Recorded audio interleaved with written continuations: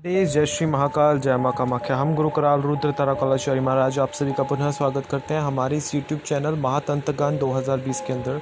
भगवती कामरूपिणी कामाख्या आप सभी का कल्याण करे, आप सभी के जीवन में रंगों उत्तम मंगत लाए, आप सभी को हष्ट पुष्ट रखे, निरोग काया प्रदान करे और आप सभी के जीवन में जो है आनंद का वातावरण सदैव बनाए रखे। तो आज का जो कॉन्सेप्शन है वो आप सभी के लिए बहुत अनिवार्य है, क्योंकि कुछ लोग शक्ति साधना से जुड़ करके शक्ति साधक बनने और तांत्रिक बनने और जो है अपने आप को महासिद्ध करने के प्रयत्नों में लगे रहते हैं, और कुछ वही भक्त हैं जिनकी भक्ति से परमेश्वर प्रसन्न हो जाता है और कुछ ही समय में उनको दर्शन भी मिलता है। तो क्या इसका कारण है, किस तरीके से ये चीज़ चलती है, तो आपको अच्छी तरीके से आज हम बताते हैं। तो आज का जो है टॉपिक आप सभी के लिए है और असल जीवन से जुड़ा है, ना तो कहीं यूट्यूब पर ना इंटरनेट पर कहीं पर इसकी जानकारी नहीं मिलेगा। तो अधिक से अधिक इस चैनल को लाइक करें, वीडियो को शेयर करें, सब्सक्राइब करें चैनल को, और जो है बेल आइकन को प्रेस करके ऑल पे क्लिक कर दें ताकि आपको चैनल की नोटिफिकेशन समय समय पे प्राप्त होती रहे। खैर, आज का जो हमारा टॉपिक है वो यही है जो आपको बताया है कि कौन पहले शक्ति साधना जो है कौन पहले शक्ति को के दर्शन को प्राप्त करता है, एक शक्ति का तंत्र साधक या एक शक्ति का जो है भाव में गिरा हुआ एक भक्त।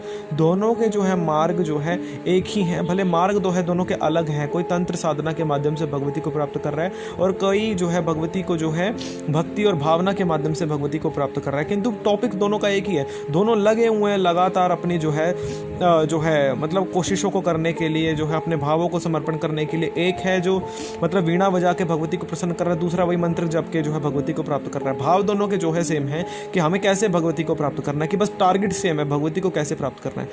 आपको ना एक हम जो है ना मतलब कथा बताते हैं। बहुत वर्ष पहले की जो है कथा है, हमारे गुरुदेव ने हमको बताई थी। बोल रहे कि किसी गांव में कोई संत रहा करते थे और उस संत के हज़ारों शिष्य थे। ठीक, तो ऐसे ही मतलब संत ने जो है अपने जो है शिष्य को बोला कि यहाँ आए संत, और उन्होंने उनको बोला कि देख बेटा, मतलब तू हमारी सेवा सत्कार करो। मतलब उसने अपने गुरु जी की बहुत सेवा सत्कार की, गुरु के प्रति समर्पित था। तो गुरु ने जाते हुए उसको क्या दिया, सिर्फ एक तिनका उनको दिया कि ये मतलब अपने पास रखो, और जो है जब हम वापस लौटें या अगली बार जिस समय हमारे दर्शन हो या हमारी सेवा का मौका मिले तुम्हें, तो ये हमें वापस लौटा देना। तो ये हमारा जो है आशीर्वाद स्वरूप है, हमारे पास जो है हमारा ये आशीर्वाद स्वरूप है। तो गुरु की आयु काफ़ी वृद्ध थी और गुरु जो है एक स्थान पे टिकते कहाँ है, संत महात्मा। तो मतलब वो गुरु जो है अपने स्थान से निकल गए और शिष्य ने जो है उस तिनके को अपने पास रख लिया। तो उसकी जो मतलब स्त्री थी, उसकी वाइफ थी उसकी, मतलब उस व्यक्ति की, तो उसने उसको बताया कि देखिए आज गुरुदेव महाराज जो है हमें जो है कि तिनका दे करके गए हैं और कह करके गए हैं कि जिस समय हम पुनः हमारे दर्शन हो तो हमें लौटा देना, तो तुम्हारे सभी कष्टों का जो है समाधान हो जाएगा और तुम जो है बहुत मतलब जो है अपनी जो तुम्हारी इच्छा है वो पूर्ण हो जाएगी। तो उसकी वाइफ ने उसको तभी जो है मतलब कह दिया कि तुमने सबसे बड़ी गलती की, तुमने मतलब ये तिनका लेकर के सबसे बड़ी गलती की। वो क्यों? क्योंकि तुम्हारे ऊपर ये ऋण है गुरु का।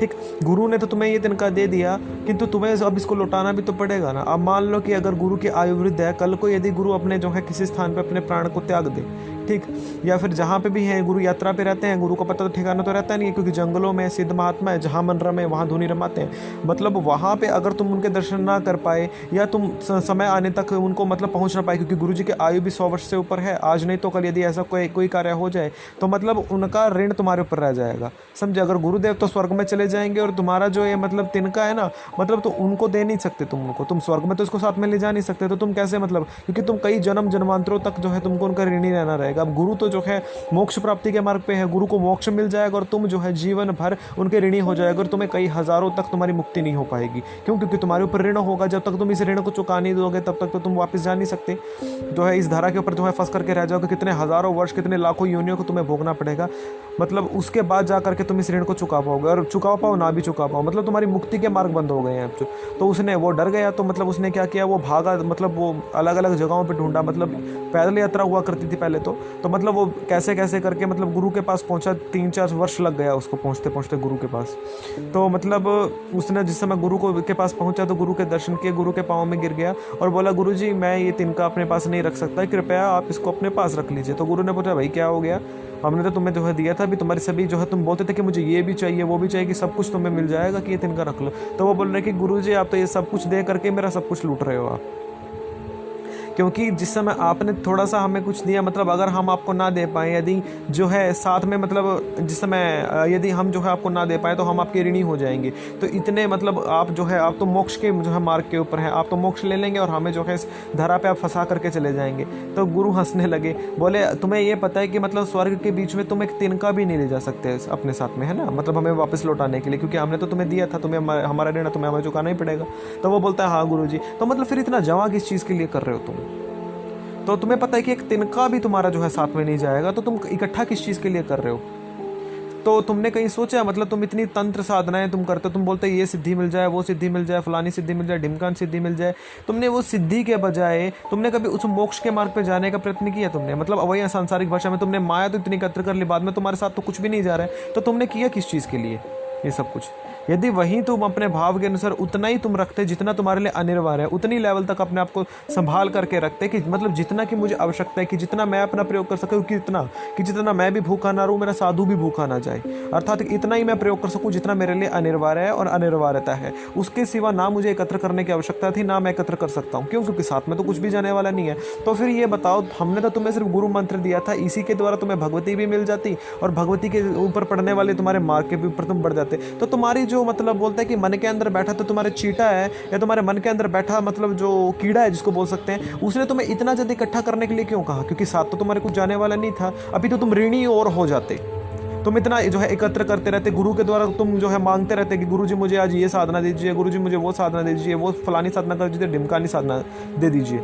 एक होता है भेंट देना, भेंट हुआ उस पर आपका अधिकार है, किंतु एक हुआ मांग के लेना। तो मांग के मांगी हुई चीज़ तो जो है आपको लौटानी पड़ेगी एक समय पे वापस, क्योंकि साधना तो साध में जाती नहीं है ना, संसार में दे करके जाना पड़ता है उसको। तो जिस समय मतलब मांगा हुआ जिस समय आप लौटाएंगे, अगर आपसे पूर्व गुरुदेव अगर आपके चले गए तो आप तो उनके ऋणी हो जाएंगे। आप तो जीवन भर जो है आपका मतलब आपका तो कभी मोक्ष का मार्ग खुल ही नहीं सकता, आप तो कभी मोक्ष ले ही नहीं सकते ना। मीराबाई ने ना मतलब यही बोलता कि मेरे थो गिरधर गोपाल और दूसरा ना कोई, मतलब उन्होंने यही बात बोला कि मैं तो जिसकी ऋणी हूँ वो वही है, कि मेरा जो ऋण है वो भगवान कृष्ण के ऊपर है। तो मतलब वो साथ में जाएंगे तो उनको मेरा ऋण चुका के ही जाना पड़ेगा, समझे, कि वो कृष्ण भगवान स्वर्ग में बैठे हैं तो उनको मेरा ऋण देना ही पड़ेगा, कि जो मैंने भक्ति की है, जो मैंने भाव समर्पण किया है, क्योंकि ये तो अमूल्य है। कब तक वो मेरा मूल्य भरेंगे? तो मतलब उनको मुझे अपने लोक में स्थान देना ही पड़ेगा, भगवती को मुझे अपने लोक में स्थान देना ही पड़ेगा। अभी तो अगर मैं जो है गुरु के द्वारा अलग अलग चीज़ें मांग कर करके मांगे जाऊँगा तो मतलब ये सब इकट्ठा करता मतलब रहूँगा, तो मतलब एक समय इतना ऋण हो जाएगा। अगर उससे पूर्व अगर गुरु ने जो है मोक्ष ले लिया तो उस समय तुम्हारे मोक्ष के मार्ग बिल्कुल बंद हो जाएंगे। क्यों? क्योंकि तुमने जो है उस ऋण को चुकाया नहीं, साथ तुम कुछ लेकर के नहीं गए, और अंततः तुम्हें इसी संसार के अंदर जो है भटकना पड़ गया। गुरु मंत्र जो है सभी को मिलता है, वो गुरु के द्वारा ही मिलता है, गुरु के द्वारा गुरु मंत्र ही मिलता है। वो क्यों? क्योंकि वो आपको भेंट है गुरु के द्वारा। किंतु जो अन्य चीज़ें आप मांगते हैं कि हमें कर्ण पिशाचिनी साधना, यक्षिणी साधना, फलानी साधना, ढिमकानी साधना, वो आपने मांग के गुरु से प्राप्त की है। तो मांगा हुआ तो ऋण होता है, वो तो आपको समय पे वापस चुकाना ही पड़ेगा, क्योंकि जिस समय साधनाएं होती है कितना भी एकत्र कर लो अंततः छोड़ के जाना पड़ता है। भक्ति होती है जो साथ जाती है, साधनाएं साथ नहीं जाती, समझे। तो भक्ति होती है ना, इसी का शुद्ध रूप बोला जाता है गुरु मंत्र। गुरु के द्वारा तो ऐसी शक्ति मिलती है कि जिसको मतलब थोड़ा सा ही प्रयोग कर लो तो उसी में आपका कल्याण हो जाता है। तो आप अपने कल्याण के स्थान पे आप अपने जो है विनाश के मार्ग को क्यों खोल के बैठ जाते हो? मतलब उतना ही मतलब जितना है आपके साथ जाने वाला तो एक तिनका भी नहीं है ना, तो फिर आप इतना एकत्र क्यों करते रहते हो?